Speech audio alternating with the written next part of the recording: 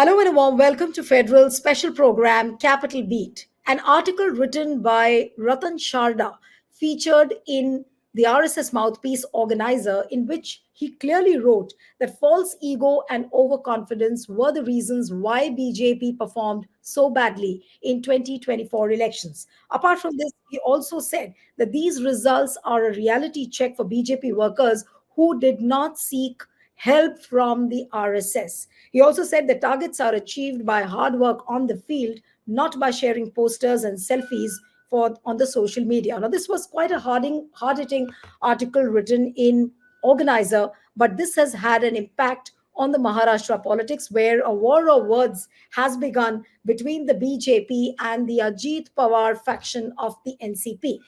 First and foremost, Chhagan Bhujbal, a senior NCP leader, has gone ahead and said that this article may be true. BJP has been criticized for including leaders from Congress like Ashok Chavan and Milind Deora. Another NCP leader, who's the NCP youth wing leader, Suraj Chavan, he has said, and I'm going to quote him what exactly he said. He said that when BJP does well, RSS gets the credit, but defeat is blamed on Ajit Pawar. So this doesn't look like a happy situation the way the things are unfolding, and especially after this article written by Ratan Sharda in the Organizer. But people have already started discussing about the future of the marriage between Ajit Pawar and the BJP. Will this alliance last? Will BJP part ways with Ajit Pawar? Will Sharad Pawar accommodate Ajit Pawar? All this is happening. And also another development that Raj Thackeray now says that for the coming Vidhan Sabha elections in Maharashtra, he will fight alone, which means he's not going to enter into any alliance. So what does this entire picture in Maharashtra look like? I have two people joining me from Maharashtra itself, and I think Sharad Gupta, the senior editor, also should join us anytime now. Pushpraj Deshpande, who's the author of the Bharat Jodo Yatra, a book he's written called Bharat Jodo Yatra. He closely works with the India Alliance as well. Thank you, Pushpraj, for joining. And he's based in Kolhapur right now these days, follows Maharashtra very, very closely. We have Vivek Deshpande, a senior journalist and political analyst. He's based in Nagpur and follows politics very, very closely. Thank you, Vivek. And I'll begin with you, Vivek, that this article, which was written by Ratan Sharda in Organizer, and the kind of impact it has had on the relations between the Ajit Pawar faction and the BJP in Maharashtra, what would you really say? That is Ajit Pawar's faction of the NCP and BJP, are they headed for a divorce? Yeah, Nilu, yeah, those are the kind of stories that are now coming from Maharashtra.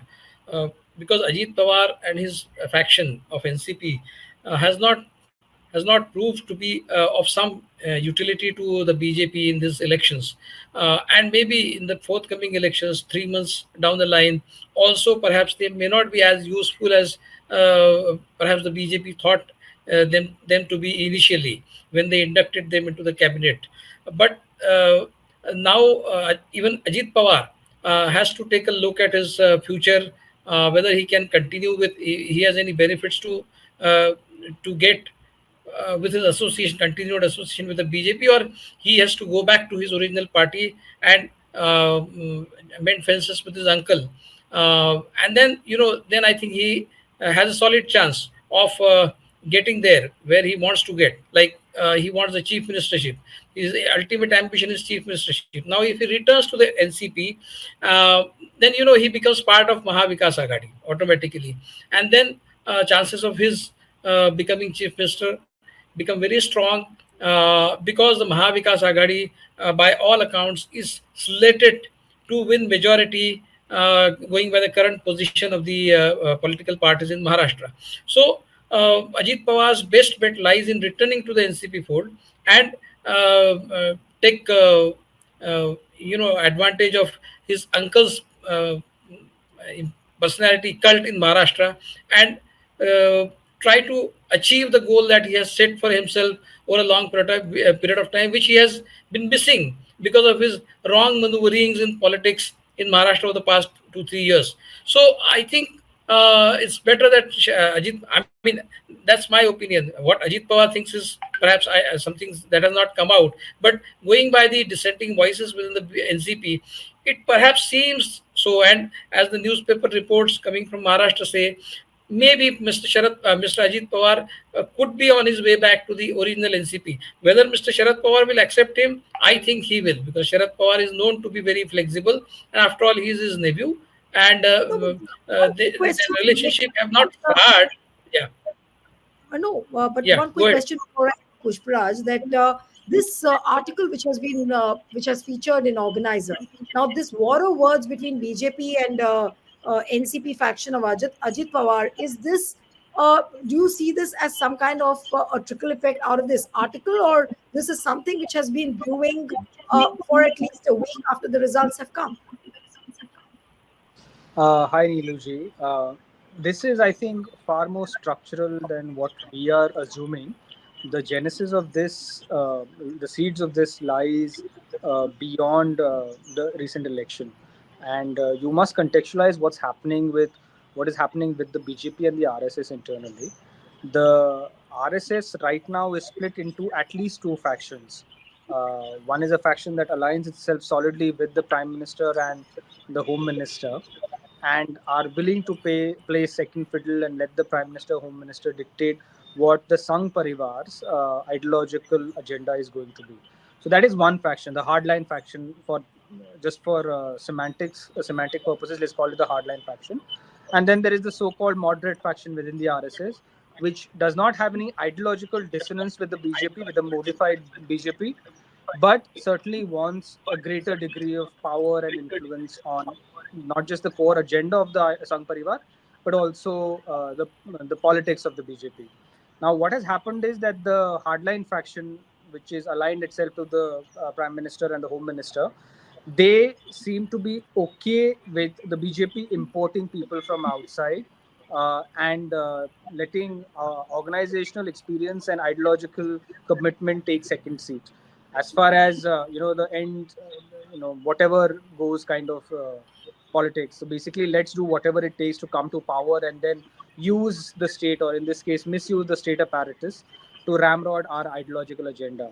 So this is a restructuring of how the Sangh Parivar sees uh, itself going forward. Not only in the fact that it now increasingly relies on the state to implement its ideological agenda, at least the hardline faction does, but also it basically is okay with having people from outside who are not perfectly aligned with them ideologically. So Ajit Pawar's faction, NCP's faction, their inclusion in the alliance needs to be seen contextualized in this light. And this is something which has gone everywhere. The inclusion of Sindhya, of Milind Deora, of various other people, Manpreet Singh Badal in Punjab, Yes. various other people from across the states, their inclusion at the cost of BJP cadre or RSS cadre is causing heartburn to the RSS moderate faction.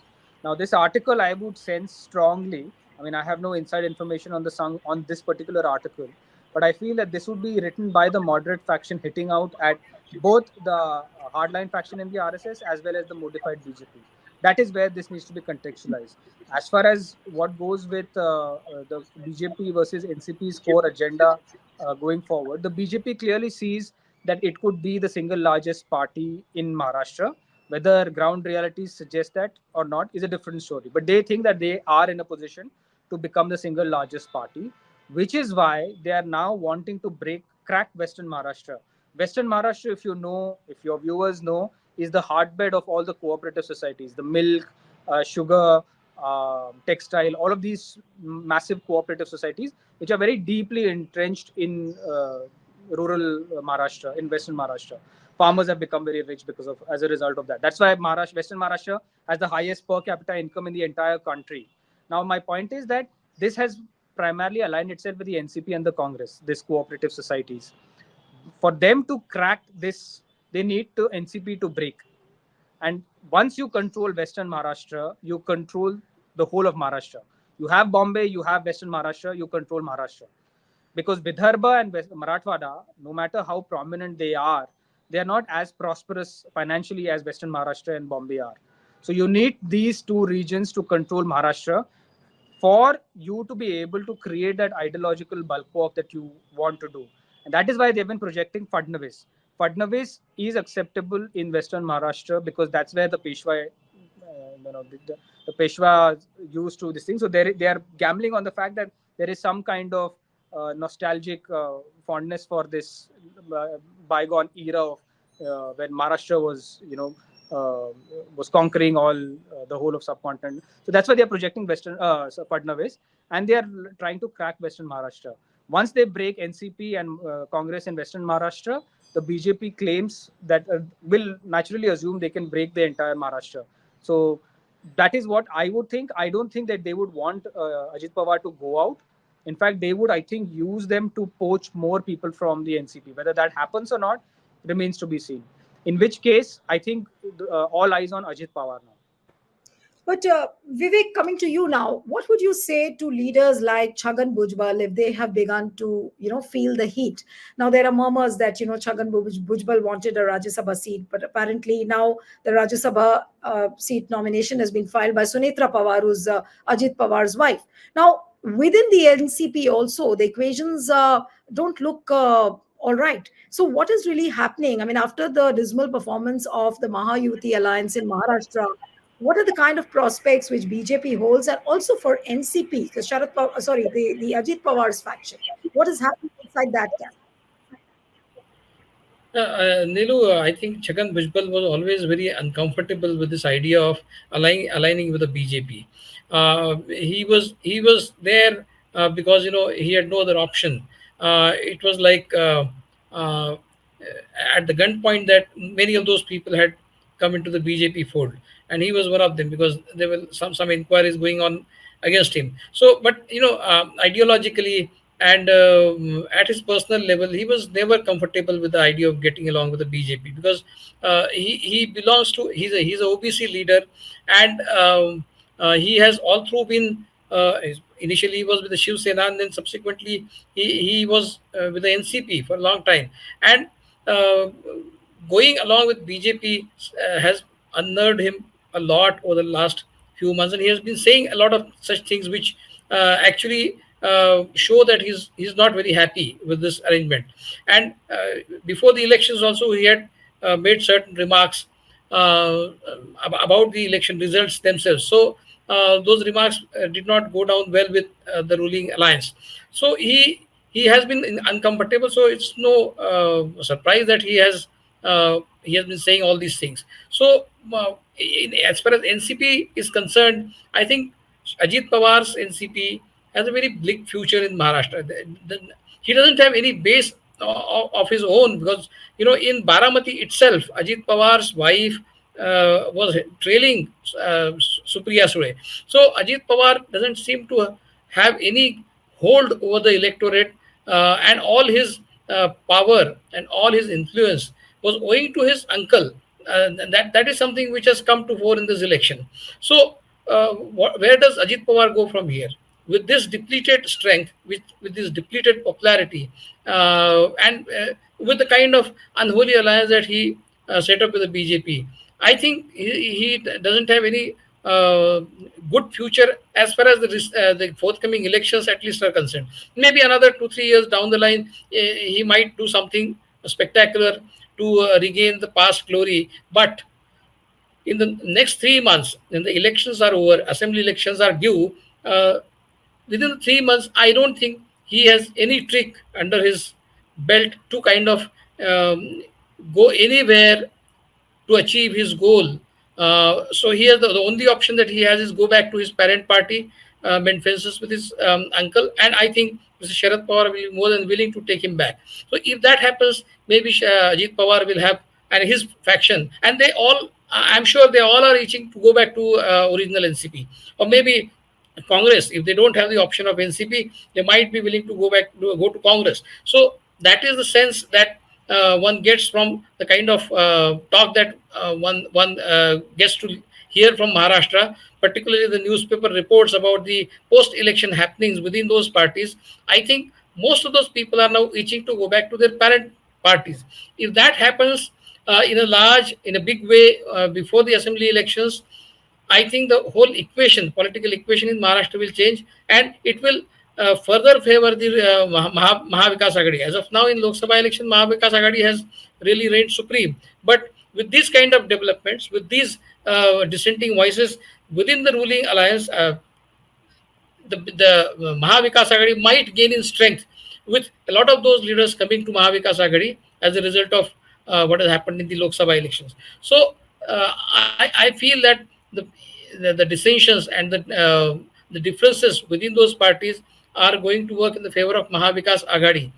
Let's see what happens. But as far as this article of RSS mouthpiece is concerned, I think it's a very opportunistic way of looking at it. Had the alliance with Ajit Pawar worked, I don't think there would have been this article. I mean, going by the RSS basic principle that they don't consider means as anything. I mean, they look at the end only. If the end would have been good, they would not have had any problem with the means. But since the BJP has lost because of this association with NCP and Eknath Shinde, now they have an afterthought. And now they are saying that this was not good, that was not good, you should not have done this and that. So it's clearly an afterthought. Vivek, this article, if you read, Vivek, this article, if you read, written by Ratan Sharda, this is just not in context to Maharashtra. He's written it otherwise also. That, you know, Yes, what are the yes. shortcomings which BJP has No, faced? it What were goes the for conflicts? It's not Maharashtra specific. But the war of words has no. begun in Maharashtra.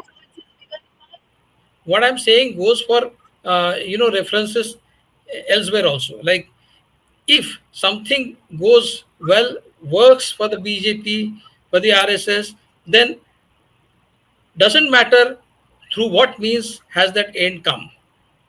That's as simple as that. I mean, they do not really believe in ends being continuum. So they want the end to be good. If the end goes wrong, then they will blame the BJP for doing something which they believe is wrong. Otherwise, if they would have won, if the BJP would have won, they would see when initially BJP formed a 72-hour government with Ajit Pawar, there were a lot of murmurs within the BJP, within the RSS Parivar also. But there was no dissenting voice. Nobody openly criticized. Just as Bhagwat said something 2 days back, there was no dissenting voice from the RSS when that happened, when it was completely very shocking for even the RSS followers. They did not say anything because they just waited for the result.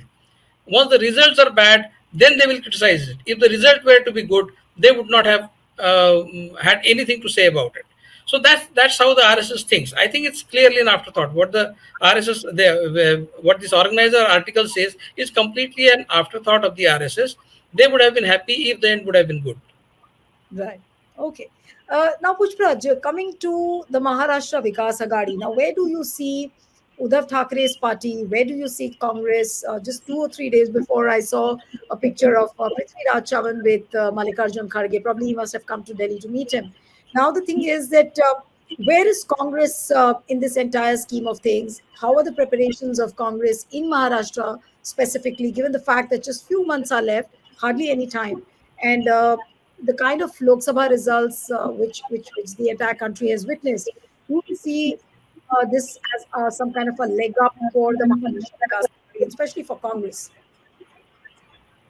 Definitely. I think that the Congress contested 17 seats, won 13. If you count the Sangli seat as an independent, Yes. then it's 18 seats you contested and won 14.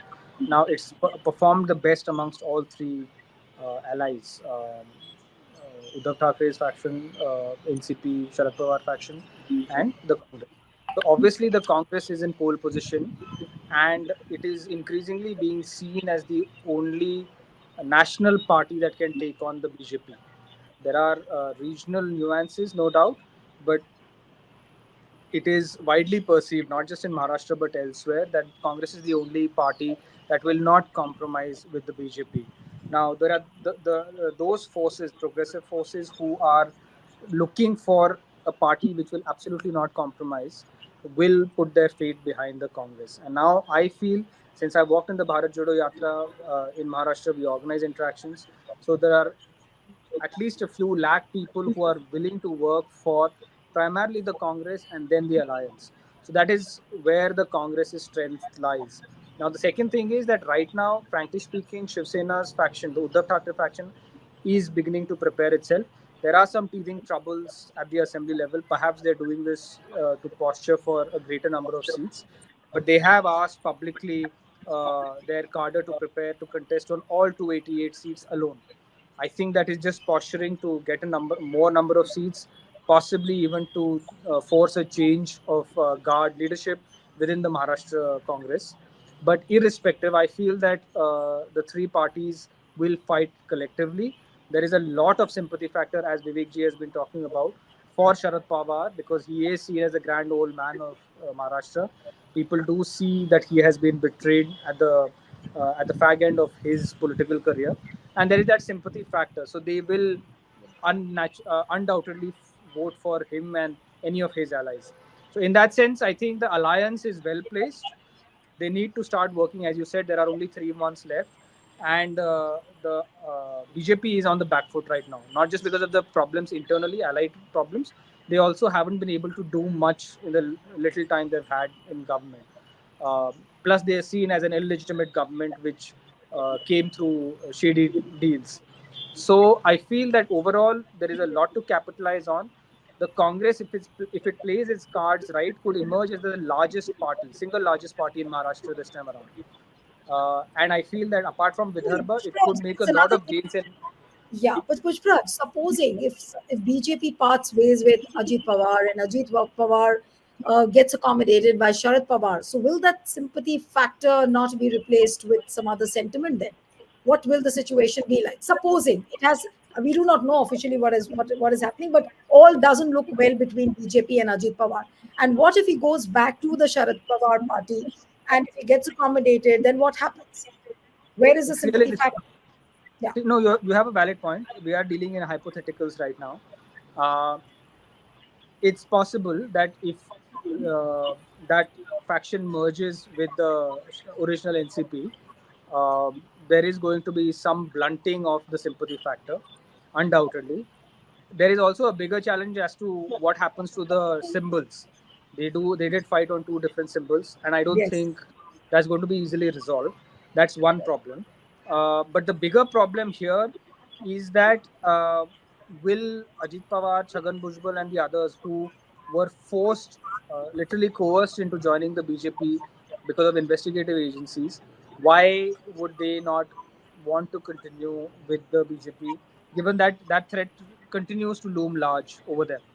Right. Until and unless the BJP sees that they have outlived their utility and literally forces them out, my sense is that they would pretty much be stuck with the BJP, which gives the MBA an added advantage. That's my Right. sense. But as I Yeah. said, this is all hyper. I mean, we're just looking at thought experiments. We Hmm. don't know what will happen immediately. Right. But Vivek, now coming to you, another development which has happened is that Raj Thackeray has announced that MNS will contest alone. Now, is Raj Thackeray becoming the new Mayawati of Maharashtra? Or, like what has happened recently in the Lok Sabha elections, Vanchit Bahujan Aghadi, they had cut their votes. Similarly, is Raj Thackeray on the similar lines of what Mayawati has done in UP or You for know, uh, yes, no, Nilu, I don't think Raj Thackeray commands even that level of electorate in Maharashtra which Prakash Ambedkar commands. I mean, Prakash Ambedkar has a much bigger electorate following him than Raj Thackeray. So Raj Thackeray is a kind of non-starter politician in Maharashtra. He has never started off. I mean, earlier when he launched his own party, he did get a few MLAs. I think 11 odd MLAs he had initially, but subsequently, I mean, the whole advantage he pettered out with his silly maneuvers. I mean, he is not a politician. We can very clearly say that now after so many years, he has not learnt his politics the hard way, and he is absolutely inconsequential to Maharashtra's election results. Maybe in a few seats here and there, that doesn't matter. I mean, he is not in really in a bargaining position anywhere. It's okay that the BJP had taken him on board, but even if the BJP would not have taken him on board, I don't think he would have made any big difference to their fortunes. Unlike Prakash Ambedkar and even MIM in some certain quarters is more effective than MNS, I believe. So Raj Thackeray is not a very big factor in Maharashtra's politics anymore. He earlier was for a few 2 3 years after he launched his party, but subsequently, he all that advantage withered away with his uh, very very uh, unpolitical kind of maneuvers. So forget about Raj Thackeray. Uh, I think the question that you asked earlier, which you were discussing with, so that about Ajit Pawar going back to Sharad Pawar. I think the sympathy factor will only grow because the people have looked at this as a family saga. People have sympathized with Sharad Pawar because a family member broke away and set up his own party and his own shop. Now with this, like it's like a son are going away from the family and then reuniting with the family. So the sympathy actually returns to the family as a whole. Earlier it was just with Sharad Pawar. I think From what you once are saying, Ajit Pawar, if and okay, when, so from he returns to the, yeah. no, but I'm saying that from what you've just said about that, there's a family saga, there's a lot of sympathy. So, which means that Sharad Pawar will not commit that foolishness of accommodating Ajit Pawar at this point of time, knowing that No, no, no. very I'm little not time saying. for Vidhan Sabha No, elections. no, I'm not saying that. No, no, what I'm saying is Sharad Pawar will definitely accommodate him. Sharad Pawar is Hmm. a very flexible politician. He will accommodate Ajit Pawar. And once Ajit Pawar returns to the family back, I mean the political family as well as his biological family. So when the family unites, it's a cause for celebration. It'll be like And Kabhi those Khushi Kabhi following Gum. the Pawar, No, no, the family will celebrate, but what will happen to Maharashtra Vikas Agadi? I'm thinking of that.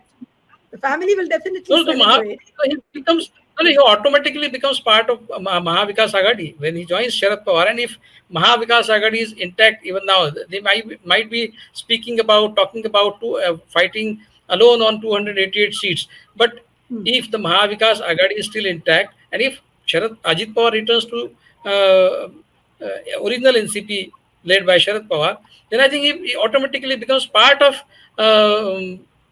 Mahavikas Agadi. And I think he runs a very good chance of becoming chief minister if the Mahavikas Agadi gains majority in the forthcoming assembly election. I think Ajit Pawar stands a good because Supriya Sule is anyway going to center. She is not in Maharashtra.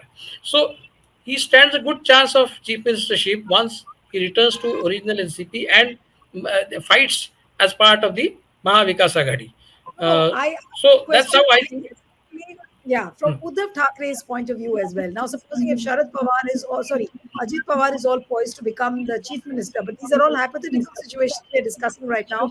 But, but the way the politics has just begun, Pushparaj, and coming to you for the concluding comments now, that who do you think seems to be having an edge in this entire politics of Maharashtra? Is it Maharashtra Vikas Agadi? And if it is MVA, then who's leading this coalition now? Will it be Uddhav Thackeray? Will it be Ajit Pawar if he returns? That's a very complicated situation. I mean, I was listening to Vivek very carefully, and I was just imagining all the scenarios. So, where is it headed to, according to you?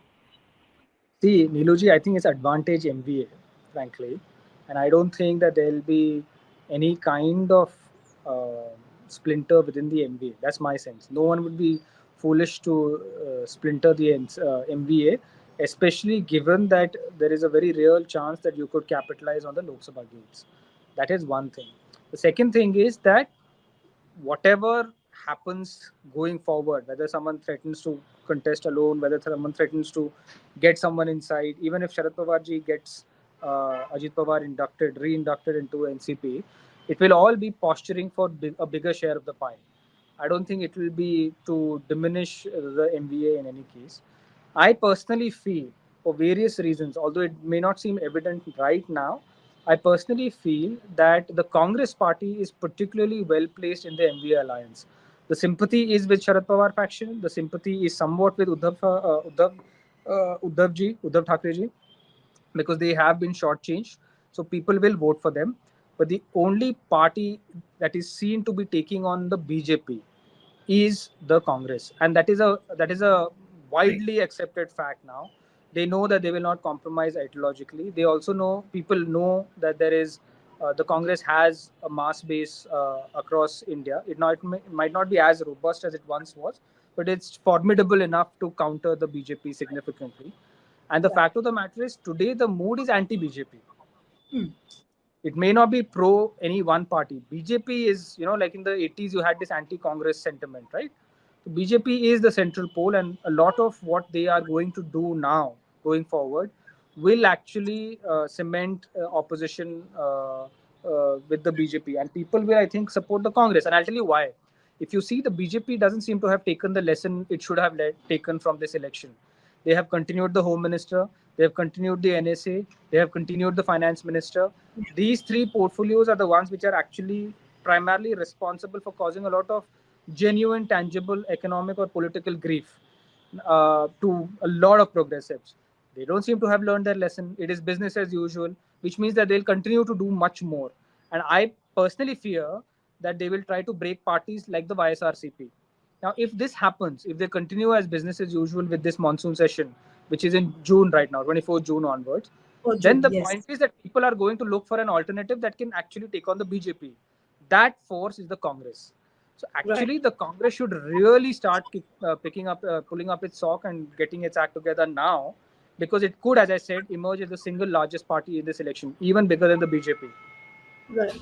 No, but you rightly pointed out that since all the major portfolios are still with BJP, and those were the portfolios out of which arose the major problems in the country, whether it is unemployment, economy, again, Nirmala Sitaraman has got it back, Chinese transgression, S. Jaishankar is back. So, with all the major portfolios sticking on to the same ministers, looks Not like to a mention the Home cabinet, Ministry. the home ministry, the misuse of agencies. That's what I'm saying. So it looks like a cavalier disregard of the mandate which has been given. But Vivek, a final question, because all this was linked to the article which appeared in Organizer. Now, all this, how do you see the relationship between the BJP and the RSS now? The chasm which is visible now between the two. Do you think that needs to be bridged? I mean, will BJP make efforts to bridge that gap, the trust deficit now which has evolved? Yeah, I have said this previously also. The fight is not between RSS and BJP. The fight is between RSS and Modi, or Modi's BJP maybe. Even in BJP, there would be two factions. One faction which is supportive of the RSS and which strictly goes by what RSS says, and the other faction which could be the overwhelming faction of the two, uh, which supports Mr. Modi, because Modi is the benefactor. He is all that they get is because of Mr. Modi. So, uh, where does this relationship go from here? It all depends on Mr. Modi. If Mr. Modi mends his ways, maybe the relationship would get repaired.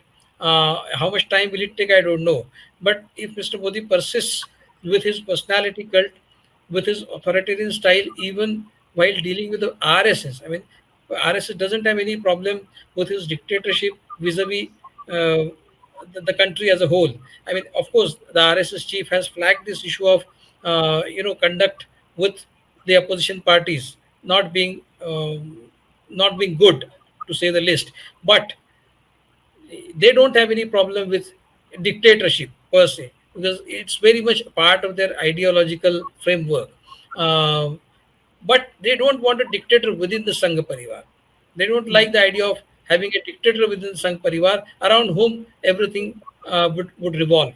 So they would like Mr. Modi to kind of sober down a lot and listen to the RSS, if not as a patriarch, but as an organization which has given birth to the BJP and which has some sense of well-being for the BJP.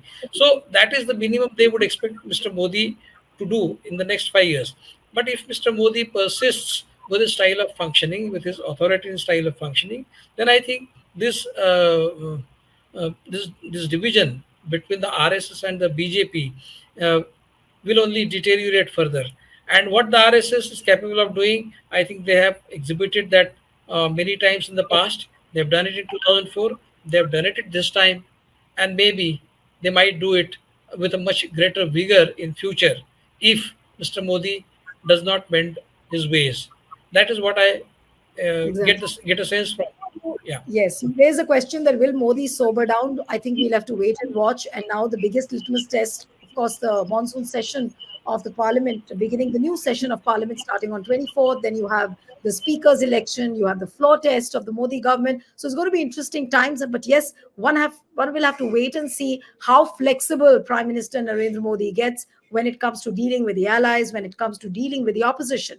And don't forget, we have Kiran Rijiju as a parliamentary affairs minister, and a parliamentary affairs minister is supposed to walk across the aisle and talk to the opposition, have a dialogue, have a discussion. Will he do that? Will the BJP government do that? All these are big questions, and I'm still waiting for the parliament session to begin. And I hope to see a robust opposition in front he of may the not. prime minister. What I was going to say. Yes, Vivek, you were saying something. He is Rijiju, but he may not redo do.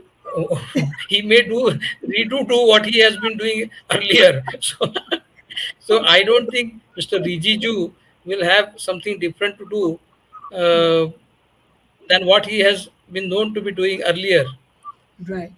All the parliamentary affairs ministers of the BJP have never reached out to the opposition. They were never accommodative. I don't think there is any chance of That's they what he being said. so Yeah. in the next. So that's why I said let's keep our fingers crossed, but we'll have to wait and watch when the parliament session begins. Thank you so much, Vivek Deshpande, Pushpraj. It was wonderful having you on the program. And one appeal to the viewers who are watching this discussion: subscribe to our channel, send us your feedback, and stay tuned to the Federal.